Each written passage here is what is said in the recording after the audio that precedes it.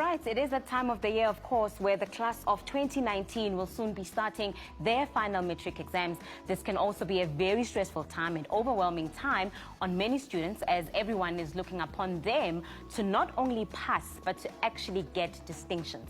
Others end up adopting unhealthy studying habits like pulling all-nighters, as well as surviving on junk food and energy drinks. We are now joined, like I said in the morning, by Spiwe Madonsela, Uspiwe Balingwadi, that is titled How I Aced Matric, Making Distinctions Fashionable.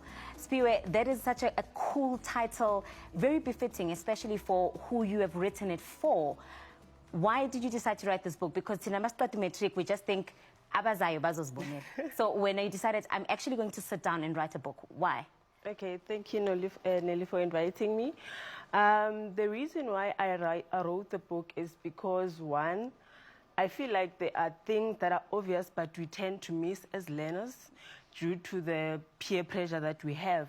So the things that I figured work, I think I should just package them into a book, because I've got so many opportunities to address matriculants, but every time I have to speak to them, I didn't know how to package my content, because sometimes I would have 30 minutes to share with them how I did it, what did I do, what did I not do.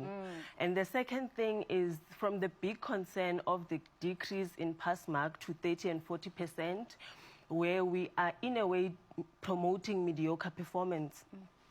We are releasing learners into a system that is not designed to absorb 30% performance. So it's more of how do we then cultivate high-performing culture on the learner so that they are industry ready. And the last thing is that education is very expensive. And coming from a background where my guardians could not afford, I knew that even if there's no money coming from my own background, but I can use my brain to attract money. Hence, I used a bursary to further my studies. So it's to promote that culture so that we move away from the I don't have money to say, how can I attract money for me to go to university even if there's no money at home? So it's also to relieve the pressure from parents that says, I need to take up a loan. You need to queue all night, all day for NSFAS. There are bursaries out there, but they are looking for those learners that say, I can miss out on things for me to ace matric. Yeah. Yes. So, Spiwe, you speak of the decline in terms of performance, you know, in our education system, and how we are releasing learners into a system that they are not ready for.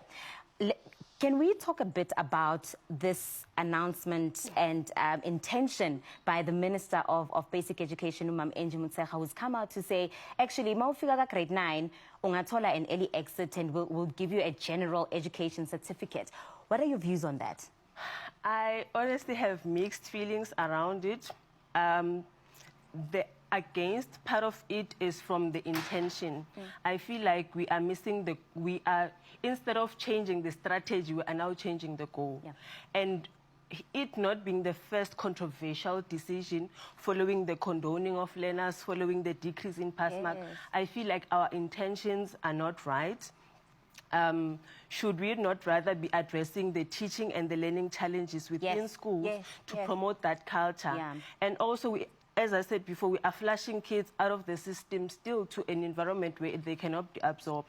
But on another note, where I feel like there is potential in the decision, not all learners are going to become doctors, not all learners are going to become engineers. Not everyone is academically inclined that way. Yeah, so that's true. Other learners have different strengths that are not aligned into the white collar kind of jobs.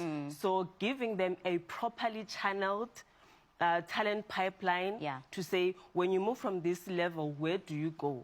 Is it going to be easily accessible to learners? When is the career guidance going to be given to them so that by the time they're at grade 9, they're at least making well-informed decisions? Because now, that's a 14, 15-year-old.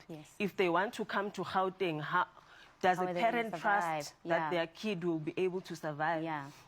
So there are things that I feel we can still polish, because partly the intentions are good, because now we're going to release learners into an environment where there are no jobs. So if we are taking them to TVET colleges where we are integrating a business element to say, I'm equipping you with this skill, but I'm also equipping you with a self-employment kind of skill, so that when you leave here, you don't join the unemployment queue, but you are absorbing yourself and employ yourself.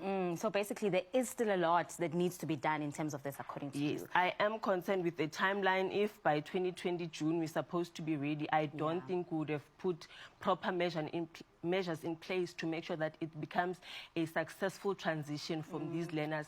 And I think also the way we are consuming this at homes, it becomes very scary and very frustrating, because how the learners understand it is different from how parents understand it. It will start to spark conflicts between the parents and the learner and their kids, to say, this is the stream I want you to adopt, but the kids feel like this is it's a way to get rid of school at grade 9, then I'm done. Yeah. Yes. I want to go back to you now. You finish your matric in 2010. And when you finish, you've got 5 distinctions. You are named the top achiever at your school. You are also named the 2nd top achiever at the Nkomazi East Circuit. Wenze kanjani? Angithi bathi umuntu makasucceeda ungabi nomona ne. You must actually ask ukuthi wena wenze kanjani. So let's share with matriculants ukuthi, how did you do it?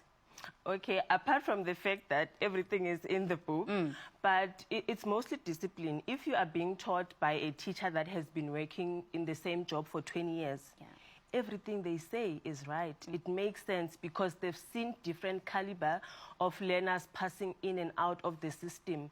So whatever they say, as much as you might feel like you don't relate to the teacher, maybe because of the age gap, and feel that some of the tips they share are outdated, they actually are still relevant. So it was mostly from that, the fact that I was listening to the teachers, the fear of missing out. I told myself, I'm going to miss out on certain things. I'm going to cut down on TV, cut down on cell phone, cut down on friends, for me to be able to redirect my time into value-adding activities that will enable me to achieve the result that I got. Also, families play a big role. If families are not part of what you're doing, then you tend to be discouraged.